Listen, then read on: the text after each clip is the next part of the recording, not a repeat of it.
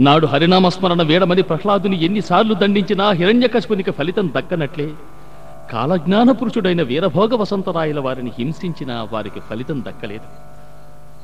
కాని ఆ దుష్టులు చెలరేగి స్వామివారిని హింసించారు. ఆ దృష్టిని చూసిన వారంతా హడలిపోయారు.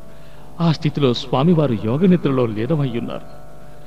భక్తుల గుండెలు పావురుమన్నాయి. దుర్మార్గులు స్వామి దేహంపై కత్తులతో విచ్చలవిడి విహారం చేశారు. ఆ సమయంలో స్వామిని వారు ఏ విధంగా చిత్రహింసల పాలు చేశారంటే,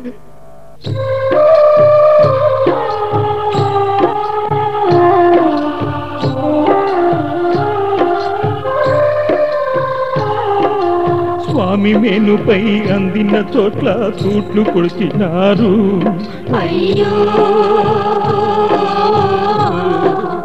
రక్తపు మడుగుల స్వామి దేహం తేలుతున్నది.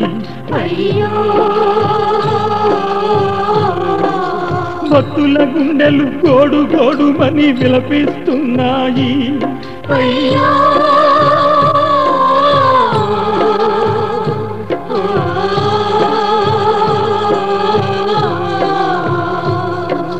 కలియుగమున విపరీతాలకు అంతేమున్నది.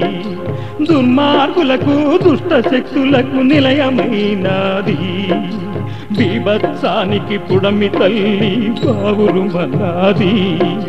పంచభూతముల ప్రాణములన్నీ విలవిలలాడాయి. సృష్టిని చేసే దేవుళ్ళందరి దృష్టి మరలినాది. కొత్త సృష్టికి పురిటి నెప్పుల బాధలు మొదలాయే. దేవా